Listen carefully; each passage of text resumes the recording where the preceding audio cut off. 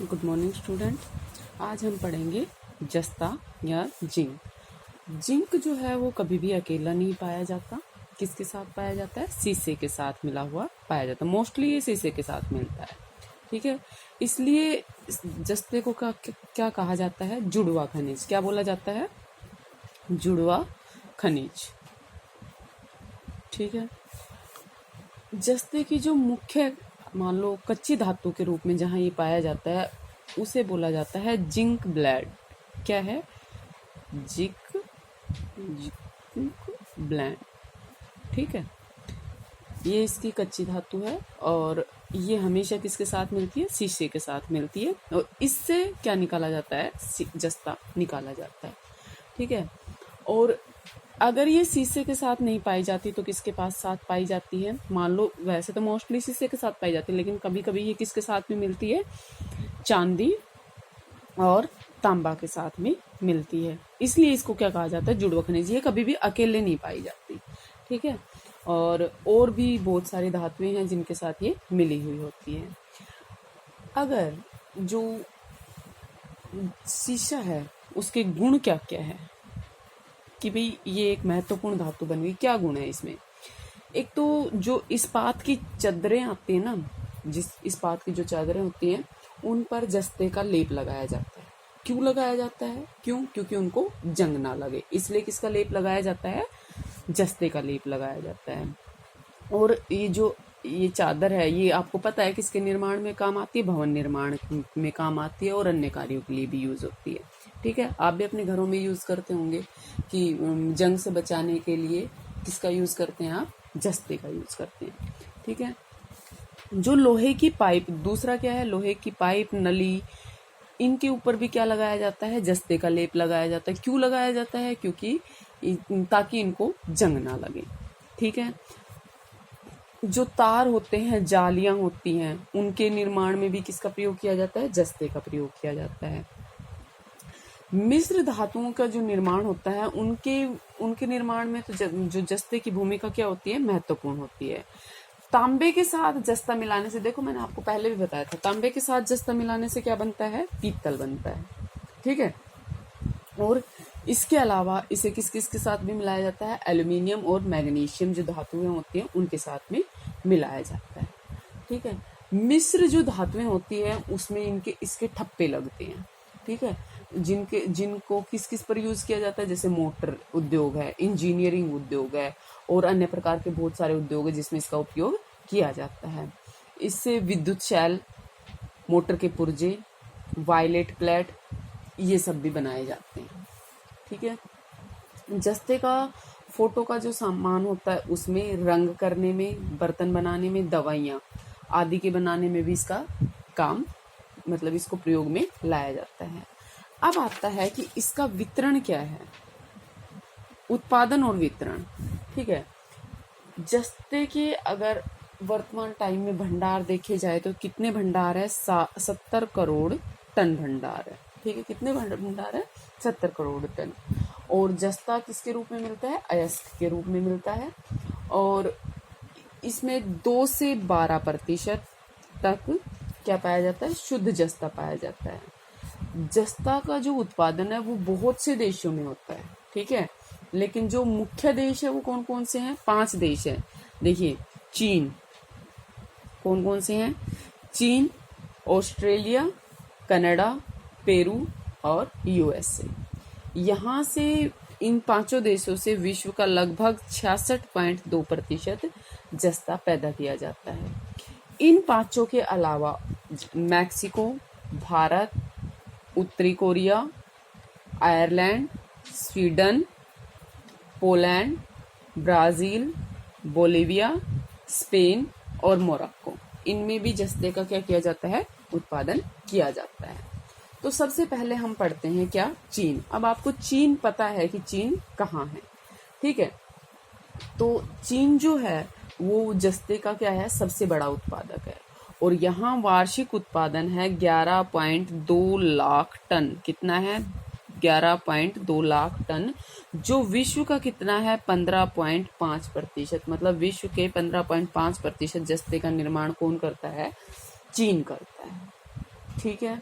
और अब पिछले कुछ वर्षों से चीन में जस्ते के निर्माण में, जस्ते के उत्पादन में क्या हुई है, उल्लेखनीय वृद्धि हुई है।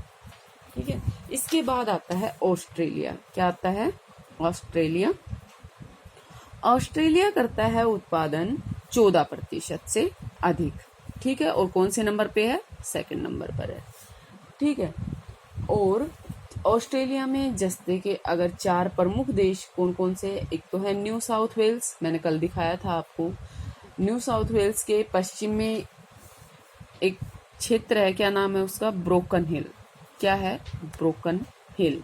ठीक है। यहाँ पर तस्मानिया का जो रीड रोजबेरी क्षेत्र है वहां पर। पश्चिमी क्वींसलैंड में है क्लोनकरी वहां पर। और न्यू साउथ वेल्स में है कैप्टन प्लैंट।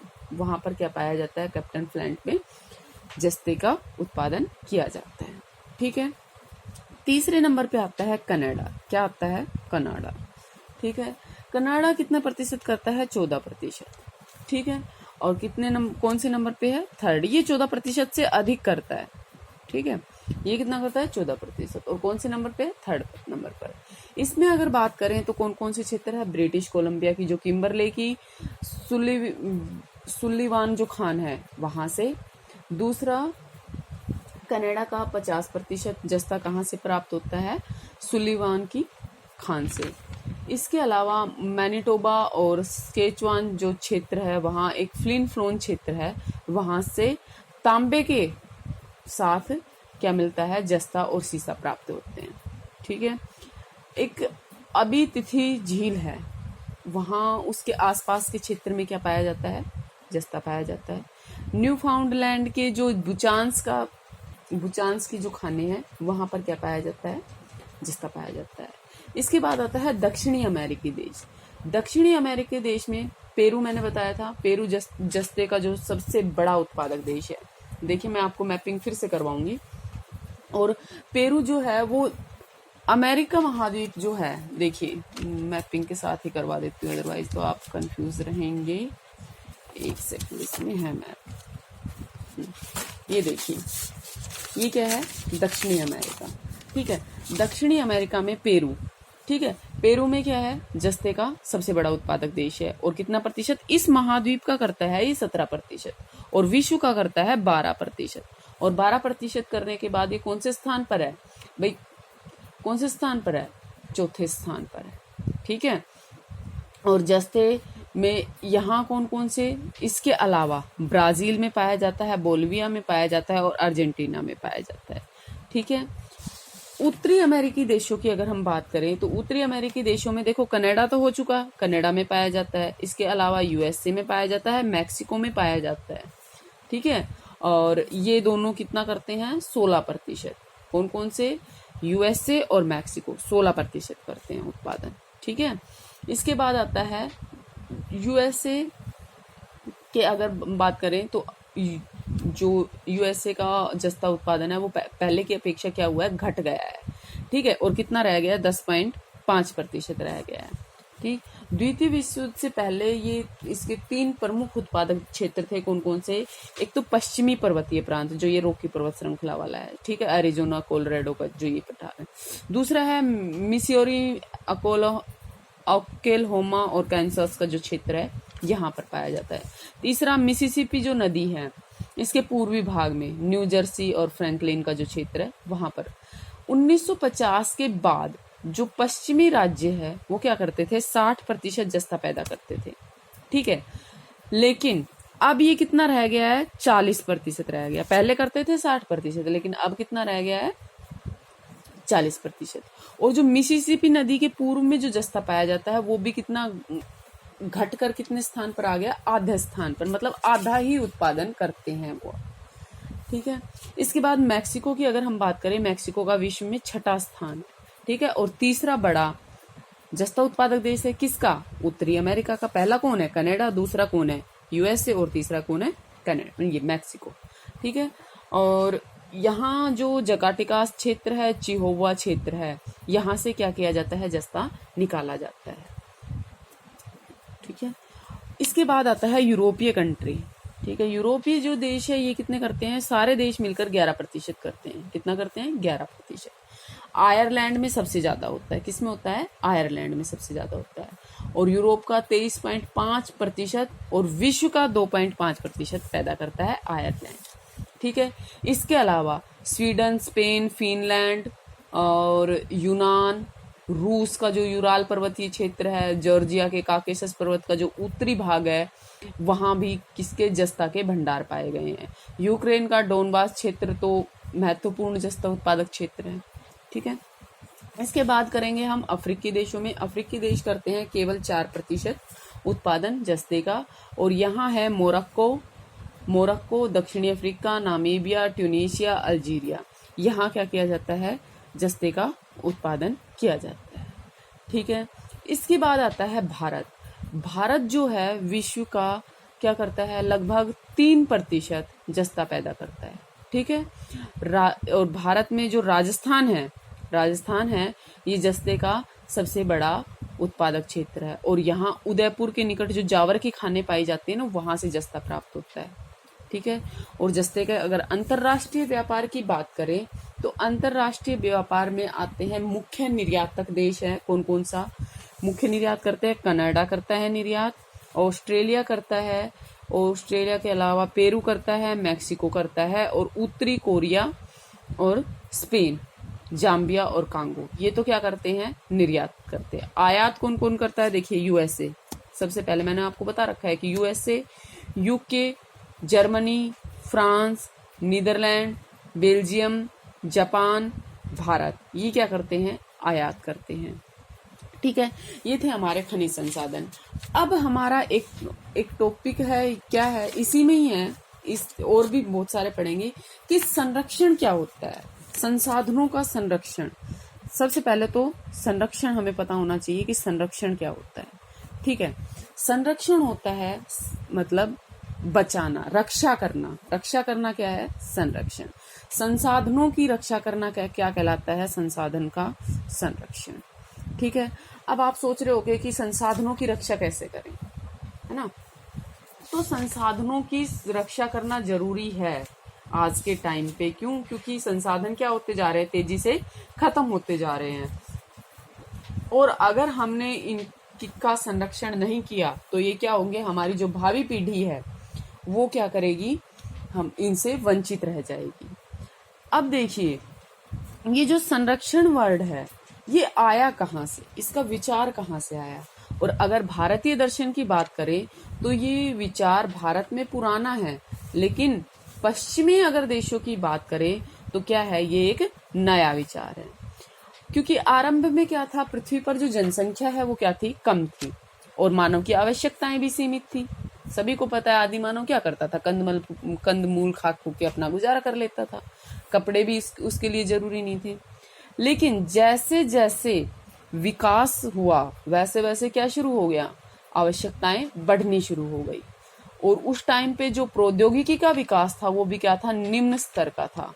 तो उस समय संसाधन भरपूर मात्रा में पाए जाते थे, और तो संसाधनों के संरक्षण की तो कोई बात ही नहीं उठती थी। ठीक है।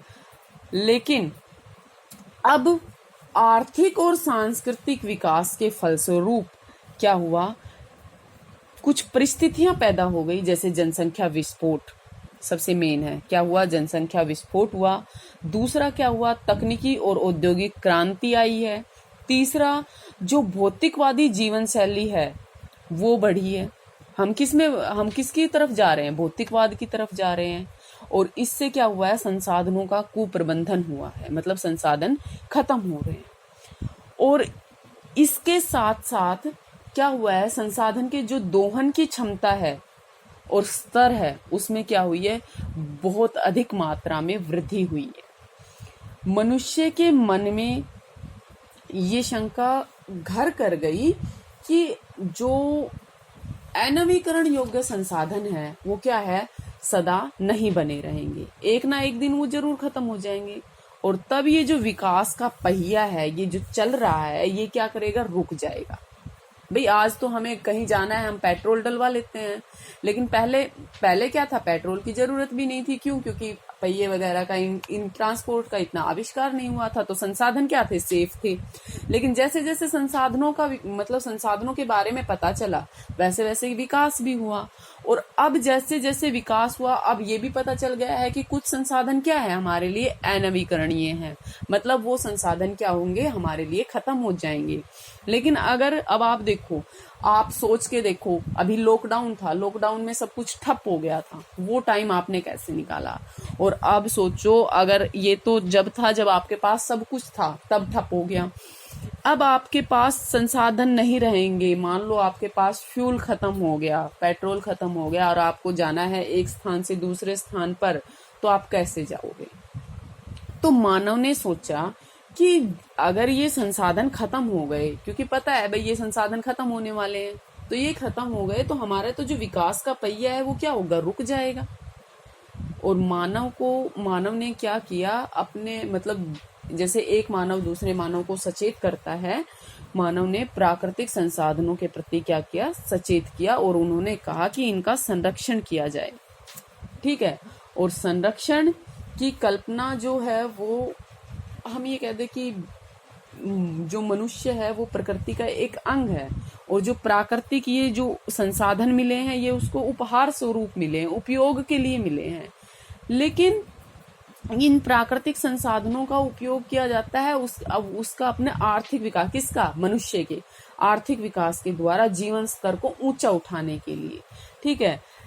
जैसे मान लो फॉर एग्जाम्पल, आप पहले आपके पास पैसे नहीं थे, तो आप जैसे तैसे अपना जीवन यापन करते थे। आपके पास थोड़े से पैसे आए, आपने क्या कर लिया, जल्दी से घर बना लिया अच्छा सा। ठीक है। फिर आपके पास थोड़े से और पैसे आए, तो आपने क्या कर लिया, एक डॉग ले लिया, जबकि आपका उस डॉग से कोई मतलब वो नहीं है कि भाई आप उसके बिना नहीं रह सकते, वो आपकी नीड नहीं है, लेकिन क्या है, वो आपकी भौतिकवाद है, मतलब दिखावा है वो। ठीक है। और जीवन स्तर को ऊंचा उठाना है। आप बिना टीवी बिना रेडियो के भी रह सकते हैं, लेकिन क्यों, क्योंकि क्या हुआ है, भौतिकवाद बढ़ा है। जीवन स्तर को ऊंचा उठाने के लिए हमें सिर्फ जीने के लिए किसकी जरूरत है, रोटी कपड़ा और मकान। लेकिन अब तो एक चीज और भी जोड़ दी है, क्या, फोन जोड़ दिया है। अब आप क्या फोन के बिना सांस नहीं ले सकते, ले सकते हैं, लेकिन क्योंकि हमारे जीवन स्तर को ऊंचा उठाया किसने, संसाधनों ने। और इन संसाधनों का ही प्रयोग जब बहुत अधिक बढ़ गया, तो ये संसाधन किसकी कगार पर आ गए, समाप्ति की कगार पर आ गए।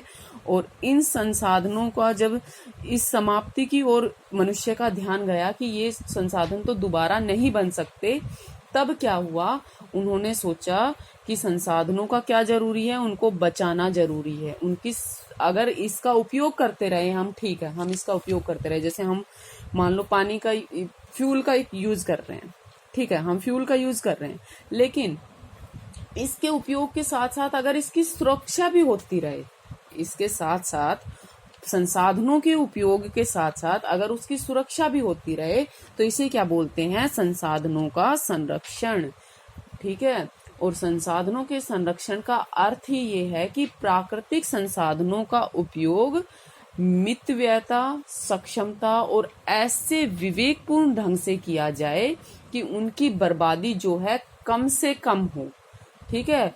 और वो लंबे समय तक मानव के कल्याण के लिए बने रहे। ठीक है। मतलब संसाधनों का यूज इस तरह से किया जाए कि वो मनुष्य के लिए हमेशा बने रहें। और संरक्षण का जो विचार है ये क्या है, सकारात्मक है। ये अब आप ये सोच लो कि भाई संरक्षण क्या है, संसाधन के प्रयोग के विरोधी है, नहीं, ये विरोधी नहीं है, ये क्या है, पॉजिटिव है एक। और इसका ये अर्थ कदापि नहीं है कि भाई आप संसाधनों को बचाए रखे और उनको जीवाश्म बना दे, मतलब उनको आपके, मान लो आपने संसाधनों को बचा के रख लिया, ठीक है, तो ऐसा भी नहीं है कि वो आप बहुत टाइम के बाद आप उसको यूज कर सकते हैं, वो क्या होते हैं, खराब भी हो सकते हैं। ठीक है। तो उपयोग की बात है कि उनको बात रोक लगाने की नहीं हो रही है कि भाई आप उसको रोक दे, ये नहीं हो रहा है, रोक लगाने की बात नहीं हो रही है। बात किसकी हो रही है कि उसका जो हम उपयोग करते हैं उसका ढंग बदला जाए। हम उसका प्रयोग करते हैं अंधाधुंध, जो इसका हम जो अंधाधुंध प्रयोग कर रहे हैं वो उसके अंदर क्या किया जाए, उसके अंदर बदलाव लाया जाए। ठीक है। और संरक्षण का जो अर्थ है वो ये है कि मनुष्य संसाधनों के साथ, प्राकृतिक संसाधन जो है उनके साथ इस प्रकार से संतुलन बनाए रखे कि उसे, मतलब वर्तमान में तो वो उसको यूज करे ही करे, लेकिन जो उसकी आने वाली भावी पीढ़ियां हैं उनको भी उसका उपयोग मिल सके। ये क्या कहलाता है, संरक्षण। ठीक है। आई होप आपको समझ में आ रहा होगा कि मैं क्या कहना चाह रही हूँ, कि संसाधनों का जो संरक्षण है वो बहुत ही जरूरी है। ठीक है। अब हम पढ़ेंगे क्या कि खनिज संसाधनों का संरक्षण। आपको समझ में आ गया क्या होता है, क्यों हमें इसकी आवश्यकताएं हैं। ठीक है। इससे पहले एक टॉपिक और कर लेते हैं, संरक्षण की आवश्यकता क्यों है, कि भाई क्यों, आपको पता तो है वैसे आवश्यकता क्यों है। ठीक है, ये करेंगे नेक्स्ट क्लास में। ठीक है, थैंक यू।